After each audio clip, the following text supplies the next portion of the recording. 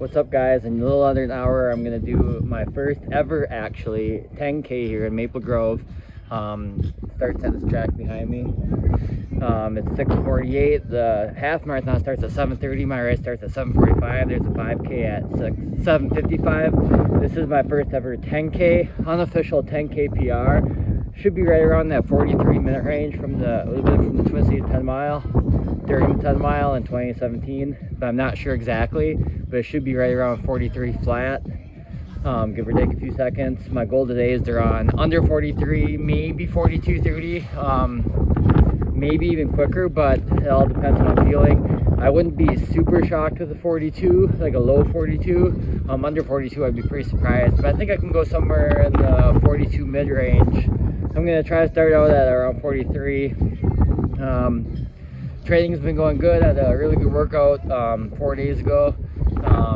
Hit mile repeats, 5 of them in a row at with a 3-minute break in between. Average 6:51. And I saw the start list. There's around 200 to 250 runners in the 10K. I'm not really sure who many of them are. I only know like 2 of them. But usually there's like a couple guys under 40, and then a few more in the low 40s, like 40, 45 range.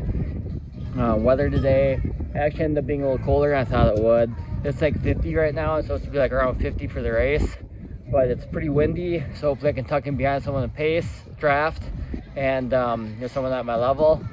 Depending on, based off the past few years' results, last year there were several people probably around my ability, maybe 4 or 5, but in other years sometimes there hasn't been anyone really around 42, 43, but I think there will be this year. And yeah, it actually rained just a little bit last night. The ground's wet, shouldn't make an impact, but because of that the clouds are out, which I think is making it a little bit colder. The sun's supposed to peek out here at some point, but yeah, this is probably my last race before Grandma's Marathon, which is like 6 weeks away. Yeah, we'll see what I can do. Excited, nervous. I know I'm trained well. Hopefully the legs feel good so far. I'm gonna go warm up, so here we go. I wanted to say, just for the record, I don't think it's too cold. When I mentioned that the temperature is cooler than predicted, I think it's perfect temperature-wise, so I'm not saying it's too cold. And yeah, I think it's also a little bit more humid than it was supposed to be because it rained, which is actually, they say, a benefit as long as it's not like a hot humid, obviously, because dense air or moist air is less dense than dry air. The only thing that I don't like is the wind, but it is what it is, and hopefully I can draft, and we'll see what happens. Well, I was going to make this short, but I just ran the best race of my entire life. Training wise, I feel like I've been training better than what I even did back in 2016 to 2018 when I used to run all the time. But I've been doing more marathon based training. I feel like my natural speed, obviously as you age, it goes down. Like your flat out sprint speed, but my training's a lot more structured. Not a lot more structured, but more structured, and like I know when to hold back in training now versus back in the day. I feel like I always was just going too hard. Anyways, I felt like for anything half marathon, obviously I've never done a marathon, I'd be better now than I was back then. Even half though, I wasn't sure, but now I know for sure I am. So without further ado, I didn't see how many people were in the race, hold on. Sorry I cut out, but without further ado, there was like 150 runners in the race, and I placed 4th place. And I ran, this is the important part to me, I ran 41:05, 41 minutes, 5 seconds. And my goal was 42:30 under. Originally I was hoping just to go under 43, so almost 2 full minutes quicker than what I hoped.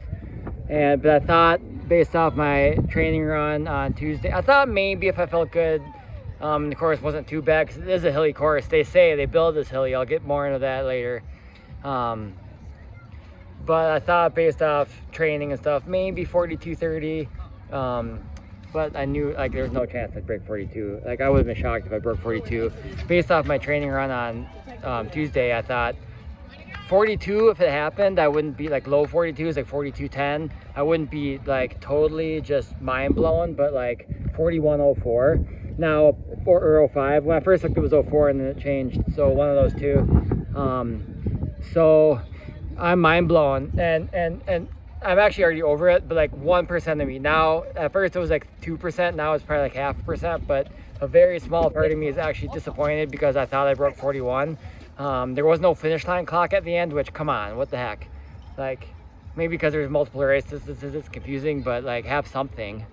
At least like the time of day clock or something. But So that's one thing about this race that I'll say negatively, and I'll even give another negative. For the half marathon, which started 15 minutes before the 10K, so you start on the track, and they were supposed to immediately leave the track, and they ran most of them ran one full loop around the track, and then the volunteers realized they weren't supposed to, and it's like, come on, you have one job. Like, the runners are supposed to know the course, but come on, like, it shouldn't be that complicated. But it probably was confusing because the 10K runners did run a lap, but like, add 1.5 to 2 minutes onto those people's times for the quarter mile. And we started actually with one lap around the track, and I'm like, are you sure it's one lap? And they're like, we're sure. And then that's a quarter of a mile. The first mile marker was exactly 1.26 on my watch, and I'm like, damn it, we were not supposed to run a lap around the track. But all the other ones were right on point, actually just before where they were supposed to be according to my watch. My watch usually, this is the first race ever where my watch has marked the course short. It was 6.18. This is a certified course, so obviously it was legit, but my watch was spot on, which was surprising. I'm gonna go over the race now. And someone ran a minute or an hour and 11 minutes in the half marathon for the win from Iowa, which is like, I mean, these guys that could run like sub 60 obviously, but like on this course, hilly by himself in the wind, like, I don't know, this guy's pretty dang good. Like, he could be like, go to any race anywhere almost and get top 5, besides the ones that are actually like pro races. I'm just gonna pull my splits up here. Sorry, I don't have my exact 10K split on my watch because I did my warm-up and then just like tracked each mile after that for the race, didn't like reset it, which I probably should have, but I'll add up all my miles later and see what my watch got I got. But I did that, and I thought it was under 41. I knew it was close, but so my goal was like 6:55 per mile would be 43 or just under. Crazy, these guys coming in for the half marathon probably would beat me, and like, to me they look pretty quick actually. I'll take that back. And when I say probably beat me, like after today, before today I would have said for sure, because they're running 129, 130, and I could probably do 131, 132. Anyways, my mile splits. So I thought starting out I'm like 6:55. If I feel good, maybe 6:50. And I knew the first mile had a slight downhill too. Yeah, this course is built as hilly, but yeah, I was thinking like 6:55, maybe 6:50, pick it up in the second half after 4.2, because that's where the biggest hill is at mile 3.5 and mile 4. I thought after 4.2, if I feel good, maybe I could pick it up faster than 6:50, but start at 6:55, then maybe do like a 6:50 second mile and then see what I got or how I feel. So here's my splits. So starting out, I didn't know anyone besides one guy in the race, and I thought the guy I knew might go really hard and I could draft off him, but he didn't.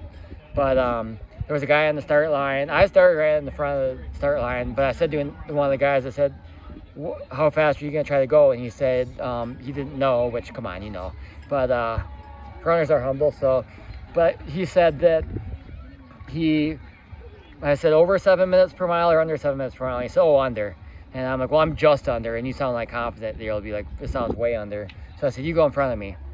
And then there was a kid, probably 13, maybe 12, 13, that I assumed was just gonna go out too hard, probably, and he did. And he was in like second for like the first half a mile. And I was in like 5th maybe.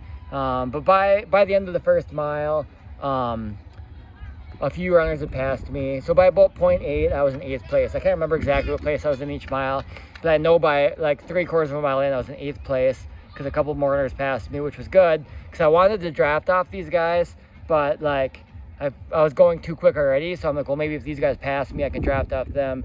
So 3 guys passed me, and then I caught up to the kid before mile 1, and you could tell he was dying because I passed him just before mile 1. Granted, this is a 6.2 mile race. And I said, good job. And you could tell he sounded like he just ran a mile, like all out. Like, I don't know what his time was, but he probably started walking after that first mile. Oh, this is a good sprint finish. This girl's gonna outkick this guy. These guys are on my speed. You can't see them, but I would be facing the track, but I guess I will if I want the wind to be blocked. I'll go over my splits now in each mile. So the first mile was 6:47, but granted, when you run around the track the way I did, your watch usually measures it as whatever the distance is. For some reason, it usually tracks it as being quicker than what it actually is by a few seconds. So I'm like, okay, 6:47, but it's probably like a 6:55, so I was still on goal. But most of that mile I was in the sub 6:40 range. And then after I passed the kid, I quickly caught up to another guy by about the mile mark. One of the guys that passed me. Then we did a 6:52, 6:51, 6:49, 6:27, 6:20 for mile 6. And then my last 0.18 was at 59 seconds. So those miles, so after the first mile, I caught up to one of the guys that passed me. I was now in 7th place. And we were going quicker than I wanted to, like 6:40, mid 6:40s, around 6:45. But there was no one behind me. No one else was going to pass me that I could see. So I wanted to draft. So I'm like, just keep up with this guy. I was like, this is probably really going to hurt. We went through the first mile mark too. And I thought the course was long. So I was like, crap. Oh, and there was one wheeler. They asked her if she wanted to go before us, but she said no. But in the first mile and a half, she like 3 times probably passed. And then I passed her back because she was going quick down the hills because she could just roll and fly, and then slow up the hills. But she was being very courteous and on your left, and I passed her. The last time I passed her on the left, and I said, I'm going to slip back into the right. If you need to pass me again, go on the left. The guy in front of me that was drafting off of it, headphones in, I don't think he could hear. I told her I don't think he can hear, but yeah, the guy that was in front of me that I was drafting off of for the first half of the race, which was, I think my first half of the race was around 20, I don't know for sure, but it was around 21 minutes, maybe low 21s. And then, so my last one had to be close to 20 flat, which is insane. But that guy that I was drafting off of, I thought that he was gonna drop off by like mile 2.5, because the whole time for mile 1 that I was drafting off of him, he was coughing and sputtering, and I'm like, this guy is gonna die sometime pretty soon. But he made it all the way till like mile 3.25, probably somewhere in that range.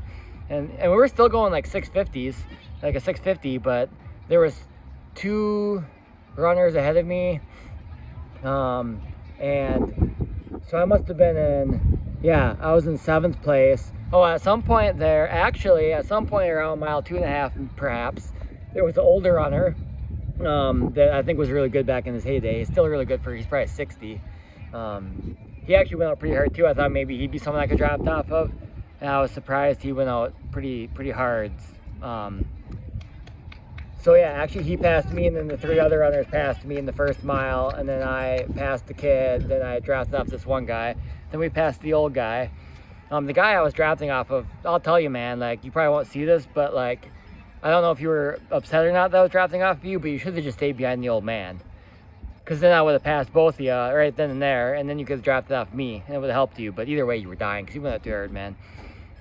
But yeah, we both passed the old guy, and I followed the younger guy, like my age, probably for another half mile or so.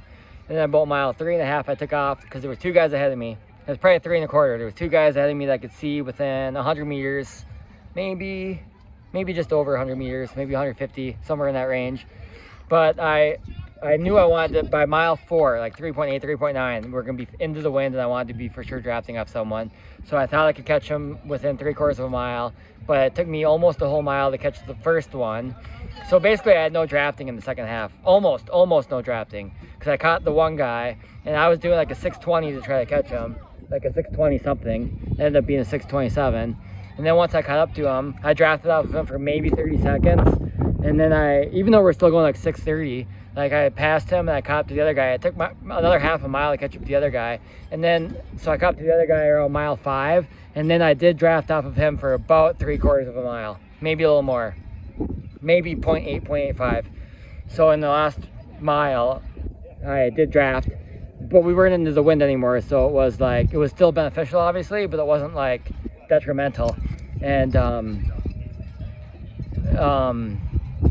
like we were doing like a low 6:20. We ended up doing a 6:22. But even though I knew that was insane, like it was hard, it wasn't easy, but like I didn't think I was gonna die. And I did start to get really tired, like with 1 mile to go. Like not really tired, like not dying, but I was like, oh, this is gonna be a hard mile, I assumed, but I hung in there and I didn't drop off. and then I like kind of wanted to pass him, but like I knew like I should draft for as long as I could, and then also we were going like over 20 seconds quicker than I thought I could. So like, how fast am I gonna go? Like for a second there, actually, when I was trying to catch him, because I kind of caught him kind of quick when I decided to. We're doing like a sub 6 to start mile 5, and I think I caught him right after the beginning of mile 5. And I'm like, dude, this is like my mile pace, I think, which is insane. And at that point in the 10K, I know this is getting long. If you made it this far, you're a true fan, or crazy, probably both. But I, with around 5.8, like I passed him. Like I knew I didn't need to go quicker because I was already like way ahead of my goal. But like I felt like, okay, there's only 250, 300 meters left in the race. I can probably go faster.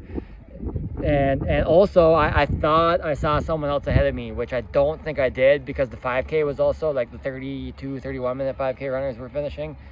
And I'm like, okay, I can catch this next person. I didn't think I probably could actually, but I thought maybe, but then I didn't know if, I thought they were probably just 5K runners because I couldn't tell. If it was a 10K runner, I saw they were slowing down, but I don't think so. Then I got to the track and it was half a lap around the track. I had to go around like 4 or 5K runners. Maybe could have shaved off another second, maybe 2 at the most, because I had to run in lane 2, but only for like a half a curve. So, and it was like the real inside lane too. And I actually had a good kick at the end. I don't know what my closing speed was, but I bet you I did the last 100 meters in 20 seconds, maybe less.